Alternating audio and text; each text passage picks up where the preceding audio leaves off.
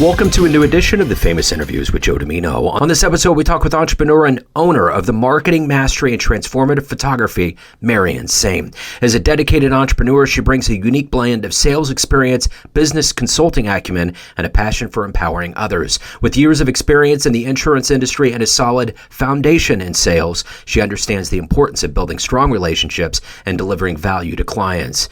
At her photography studio, she specializes in creating memorable and impactful images that capture the essence of important milestones and relationships. She's particularly passionate about working with women, helping them feel confident and empowered through personalized and meaningful photography sessions. It's quite a story. Enjoy. Well, it's great to meet you. Thank you for being flexible. Where are you coming out of? I'm over here in Dallas, so not too far from you, I think. Yeah, no, I'm in Kansas City, so yeah, we're in the same quadrant of the world, so it's all good. Oh, perfect. Awesome. Yep, I'm down in Dallas. Cool. Well, it's great to meet you. I'm looking forward to getting into your life and being an entrepreneur and marketing and photography, all of these things that are a part of who you are. And to begin that process, I want to cover kind of one of the more momentous events of our lifetime, which was the pandemic. And 4 years ago, we were trying to figure out how we were going to get out of it, all the particulars. So how did you ultimately survive the pandemic, and how did it change the way that you go about doing things now? Yeah, absolutely. Great question. So back then, I was still working, doing corporate consulting for Allstate at the time. That's really how I started my corporate consulting journey, even before photography. So I had worked for State Farm, and then I was working for Allstate. I had been working from home and then doing appointments in the office with my agency owners. And so it was definitely just, I think, stressful. Like, nobody really knew what was going on. At that point in time, I was still in Hawaii, and Hawaii always gets forgotten, but they're right up there with California and New York in terms of how locked down we were. And so insurance is obviously essential, but we went to a lot of virtual stuff. And I think just emotionally on like a personal level, you're like, oh my gosh, what's going on? Hawaii is really close to, it's really vulnerable being out in the Pacific in terms of like how we get our food and energy and all that sort of thing. And so it was a super weird time, business-wise too. And it was during 2020 that Allstate did a big restructuring, not necessarily related to COVID stuff, but because they had planned on doing it anyway. And so my role with the company was totally changed. It was actually eliminated. I could apply for a different role, but if I did that, I would have to go completely virtual and or move to Arizona. And at that point in time, I wasn't really ready for that. And so I decided in 2020 to take the photography studio full time. I'd been building it up on the side and decided to do that. So that year was a lot of changes, a lot of craziness, a lot of stress about, the world's going to fall apart. And so it definitely was a big change. For sure. So do you look back on it now and feel like, has photography always been a part of your life? How did photography become your vocation? Yeah, great question. So I had always wanted to do photography and never really made the time for it. So I just wanted to be more creative initially. I didn't see it as a career. I just wanted to take better pictures of my kids, wanted to have fun. Kind of what I see with a lot of people now. I teach a how to use your camera class for beginners, an in-person class, and that's what a lot of people have come into. Like, I just want to be more creative. I had also started dabbling in some of the business aspects of photography because I was going in to do this consulting with these agency owners, and I really feel if you're a consultant, if you aren't super old with a ton of experience, which it wasn't really me at that time, I had gotten my MBA, but the jokes I always make about freshly minted business school professionals, I felt like I needed something on the side. So I saw photography. I could test out some marketing and advertising and bring that added benefit to the agents I was working with. So I didn't really see it growing as much as it has. And now I couldn't imagine it not having photography in my life. And I just feel like I'm really lucky because I have a really business focus. And that's what, obviously the art is super important, but the business focus was a huge part, I think, of my success and actually being able to create a business that's focused on the art, but also has a strong business background. So let's say I put you in front of a bunch of third grade students at career day, and one of the kids is curious exactly about what you do on a daily basis. And they ask you, hey, what do you do for a living? How would you answer them? I make people, especially women, feel beautiful and feel empowered, and that helps them be better women, moms, wives, because if they see themselves as beautiful, then they can take those feelings into their everyday life. So that's what I do. And I do that by taking pictures. So you're almost like a therapist. Yes. So that was a little bit of the shift. So I do a lot of personal branding photography, which is helping business professionals decide how they want to show up in their business, in their online presence, and then give them the pictures to match. And then I also do a lot of boudoir photography, which is really about helping women see themselves as pretty. Usually it's a lot of women that have gone through some sort of transformation. Maybe they're getting a little bit older and they just don't feel that pretty anymore. And when you don't feel 100% about yourself, you don't show up in life in the same way. And you're always giving to other people, but you're not really giving to yourself. So I feel like that's what I'm able to give to people and help them see themselves in a new light. So when you were in the third grade, when you were in that position, what did you want to be when you grew up? Third grade is so far back. That one's a little tricky, right? Like, what did I think I probably wanted to. Actually, I wanted to be a National Geographic photographer because I wanted to travel a lot more. I was the oldest of five. We didn't travel that many places because that's a lot of work for my parents. So I wanted to travel the world and take pictures of animals. And then I wanted to be a veterinarian, and we still do have a lot of animals around the house. And then at one point I wanted to be a lawyer too, because I thought I'd be good at arguing with people. So kind of all over the place. Yeah, absolutely. But there's something, I love taking pictures too. And I did it way back in the 80s in a dark room and started doing it with manual camera. There's something very specific about the love of photography for everybody that gets into it. What is that love for you? What is it that you love the most about capturing these images in a photographic sense? I think it's being able to see somebody in a different way, bring my eyes to a situation, create something beautiful that is lasting, and be able to take the elements of light and technical knowledge and something I know about their personality, because I do like to get a better sense of who that person is, and create something beautiful from all of that. Whether it's beautiful, it doesn't have to necessarily be a person, but just something that's elevated from our day-to-day, the daily grind, whatever it is. How can I make this, what I see in front of me, better?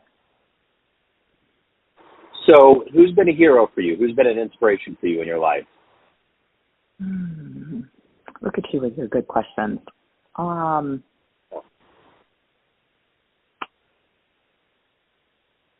Let's see. Oh, you stumped me. There's been so many changes going on personal-wise. I'm like, Dan, I have gotten a lot of inspiration from a lot of different people. And a big hero. How about this? As a creative, if you could meet and be around somebody and just to see how they create, how they do things that you admire that's on the planet right now, who would you love to meet and see and just see how they do what they do? Yeah. There's definitely a ton of people, but I do have a couple people. I really admire Sue Bryce. She is an educator in the photography space, and it's funny because when I first heard about her, I didn't love her too much. But what I respect so much about her now is she really has a heart specifically for women. I haven't always been focused on women as much as I am now, but that was a really big thing. And she talks a lot about mindset along with creating beautiful pictures. But really the mindset, building confidence, that was a big turning point for me with being able to see how pretty all these things are. Another one is Cara Marie. She actually built her photography business so big that she semi-retired to Italy from Austin, Texas, which is just really cool. But she's able to see people in a really beautiful, authentic way. And so she doesn't need a lot of giant hair or tons of makeup. She could photograph somebody like natural face and still make them look super beautiful and authentic. And she photographs in black and white a lot, and it's just really, I think, pared down and really soulful. And then the other person that I really like is Jerry Johonis. He is a wedding photographer, but what he can do is take these big, beautiful, expansive settings and put the couple in this beautiful scene. So I love how he pairs the landscape and nature with people. And he kind of makes them tiny but really personal, and he has a lot of like fine art model type of elements that are just he puts it together, and it's like, wow, this is amazing. So what was the first camera that really to this day has a good hold on your heart, or that you learned how to take pictures with? Yeah, I have been a Nikon girl since I started. And I tell this to my students who come in for the class too. The best camera is one that you actually just use, whether it be a manual cam or like a DSLR or the camera on your phone. But I started out with Nikon because I had some friends that used that, and they were able to tell me how to use the different buttons and what to press. And once you commit to lenses and gear, it's such a huge job to change. So I have used Nikon for, almost 15 years now. And it's been good. That's what I use for digital. But my first camera that I got was a Pentax K1000, and it was just a simple, the body was good. So yeah, but I prefer the Pentax line. I've had Canon, I've had other cameras, but it just seems like they're excellent at what they do. Yeah. How about, have you tried the mirrorless cameras at all? I almost went over to like a Sony Alpha, and then I'm like, there's nothing wrong with what you have. So I haven't. Yeah. So tempted. I need to hop around a little bit, because it's always good to have a good camera in your hand. That's for sure. And I think we get really dependent on having these smartphones with cameras on them and all that. So it's times have changed. Yeah, you're totally right about that. And the other thing is too, for me personally, I want to do more video. So it's like, do I take it on my phone? Do I buy something else for that? Because, we all love video, and if we want to always be growing creatively, it's like, what's the next thing that I want to learn or teach myself? I mean, okay, let's do better with video. So it's always something. Yeah, absolutely. There is always something. So I'm curious, what is the motivation for you every day to wake up and to take these images that are empowering women, but you have to evolve. So you're obviously giving a lot of yourself to create these images and this art, but you also have to evolve as a human. What is that collective gumption every day for you to be who you are? Yeah, absolutely. So it's definitely, the big shift for me with even wanting to go into it, because I was taking a lot of family photography, really good with pets. I got divorced, and it was pretty toxic relationship. Definitely, I gained a lot of weight. I was like eating my feelings. I definitely came out of it too being like, it's all his fault. Now that I'm divorced, I am free and everything is perfect. And what I had to realize too is like, okay, sure, he might have sucked, but, which he did. But at the same time, it's like, you're still responsible for your own behavior and your own actions, and how are you going to grow from this? And what was your behavior that maybe contributed negatively in any situation? And so I had to, and I'm still doing a lot of work on myself to be a better person and to make those changes. And so I feel like those are the types of people that I attract now. I like to think I'm part of any person's journey, and I can help create something beautiful and authentic for them at this space in their journey that can help support them in the next step of their journey to becoming a better person and just living their best life. So that's what really drives me, is that self-development and moving forward and becoming the best version of myself so that I can help model that to my clients. And then in addition, my kids are a huge motivation. I want to be present for them and model who, again, the best version of myself so they can become the best version. And photography allows me to, and working for myself, create a business that I'm able to be around for them for sports, for after school activities, and really run a business that helps fit into the life that I want. And so really that work-life balance has been a huge benefit to working for myself. So just all those things kind of together have really benefited and helped me in this journey. So what's been one of your favorite client success stories? I have two. So one of them, so I'll go into the session and you wouldn't know it, but if I always want the very, very best. So if somebody, and I stress out that if I take these pictures, is somebody going to love them? Are they going to, so the process that we do is my clients will come in, they'll either sit for hair and makeup or they'll come camera ready. We photograph for about an hour and then we look at all their pictures afterwards. And during the photography session, especially if clients have gone through, like if I know they've lost a ton of weight and I'll think like, okay, am I posing them in the best way that flatters their body? Are they going to love this picture or are they going to see anything about themselves negatively? So I had one lady who came in, she had lost 120 pounds. She definitely had like loose skin and everything. And so I'm overthinking and trying to create the very, very best, amazing pictures for her during this whole time. And because as a creative, you kind of second guess yourself, you're doing a good job, but if the client doesn't love it, like who cares? And when she saw her pictures, she actually started crying because she had been in a really bad situation before where she was never told she was beautiful and she was always put down. And so in being able to see herself with those pictures, it just did something amazing for her. And she was crying. She gave me a hug when she finished. She was so happy and so happy with almost every single picture too, which is huge because I'll show a certain amount of pictures. Usually we cut it down to half or maybe even a little less than half. And she loved almost every single one of them. And so for me, I know I did an amazing job with her seeing herself in a new way.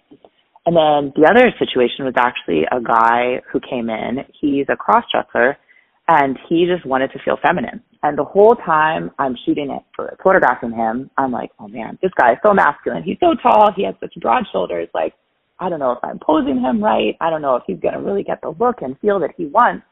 And same thing. When he saw the pictures, he was so grateful. He left the most beautiful review and sent us an email afterwards. And he felt exactly what he wanted to feel, the whole goal of why he came in. So even though I was kind of doubting myself on my side, even though I have the skills and I have the experience, you're still like, oh, am I doing everything I can? The client was so happy on the other side. And so for me, that was hugely rewarding and a really great experience for my clients too. I feel good about that. That's cool. So at the end of the day of everything that you've done and evolved into the different career paths, what are you ultimately the proudest of? Well, it's not done too. Like I've been working on a new project, getting back into some of that coaching and consulting. I'm super excited about that coming up too. But my proudest thing is really like going back to that journey. Like my life is a journey. I'm trying to be better all the time. I don't want to be stuck. I want to have a growth mindset. And I do look back and I can see how I've evolved and changed. And my proudest thing is just being able to bring that changed mindset and that growth mindset into the people that I come in contact with every day, whether it be my family, whether it be my clients, whether it be my friends, just people that I can share and notice things about them, whether it's just able to listen to them and give them, oh, hey, I from what you're saying, I have experience in this, like this might help you, this book might help you, or this mindset might help you. And I'm really, really proud of the growth and change and just trying to be better every single day and work harder and contribute more, give back to the world and make it a better place. So let's say you have a dream tonight. You run into the 18-year-old version of you, and you could give that young version of you a piece of advice based on the life you've lived, the wisdom you've gained along the way. What advice would you impart on that young version of you, and would she listen? I was pretty hard-headed, so that would be the first thing. Don't be hard-headed. Be a little bit more coachable. especially to the people closest to you. They actually do know your personality and how you are. So, listen to them a little bit more. You don't know everything. And then I think the big thing would be know your worth. Because I think back at 19, I was still, and I made some bad decisions. I was still really struggling with, am I worthy? Do I have the confidence I need? Like, I thought I had all those things, and I thought I was fine. But looking back now, I was like, if I had just taken a little bit more time and space to be like, okay, who are you? And how can you be confident in like a really calm, peaceful way? I know the term delusional is like popping around, especially like with modern women and all that sort of thing. So it's not being delusional. It's just being like, what's your calm energy that shows like I need to show up in a really confident, self-aware way. And I don't think I really had that. And I'm doing a much better job at this point in time. But it's totally been in a process. And so I try to help my clients see themselves in that way too, because that's the stuff that spreads into every aspect of their life. So at the end of the day, Marian, everyone has a perception of you, family, friends, clients, colleagues, but you run the show. What's your perception of you? Who do you think you are? I think I really care a lot about the people that are in my life. I want the best for them, and I want to be a good example. I want to be kind and loving. I want to be authentic, and I want to show up in I want people to say, that's somebody I can trust. They do care about me. They want the best for me. And they were not perfect, and they made a lot of mistakes, but she was somebody that tried to do better every day and learn from the things that happened in the past and be a better person in the future. What's your favorite thing to take a picture of in Dallas? Ooh. I am in the gym a lot. So I love the different gyms that we have around the Metroplex. We have a pretty cool gym culture along with the bodybuilding shows that we have over here. So I really like, and I don't get to do them very often, but I love doing gym photo shoots, different bodybuilding competitions. That is a fun thing over here. And then also just trying to find the nature. Dallas is pretty flat, especially compared to Hawaii. But anytime we can find some trees and greenery, and some water, I always appreciate that too. So if anyone out there wants to hire you, learn more about what you're doing, any other good business, where can they go? Absolutely. Best place to go would be to the website, butlerbadouportraits.com. You can find links to all our social media over there. I'm also on LinkedIn and YouTube. We have a lot of videos over there too, but website would be the best place to go. And then follow us on your social media of choice, or better yet, come in for a photo session so you can see yourself in a brand new way. Beautiful. This has been so good. Thank you so much for your time and for your story, and keep taking the great pictures. Absolutely. Thank you so much, and you have a good day too. Thanks for tuning in to another famous interview with Joe Dimino, where we cover the world of art, literature, business, spirituality, music, and more from around the globe. Our esteemed theme music was composed and produced by the great E.E. Pointer of Kansas City's River Cow Orchestra. If you want to hear more interviews, visit the Famous Interviews with Joe Dimino channel on YouTube. You can also find us on Spotify and Apple Podcasts. Thanks again for listening, and until next time.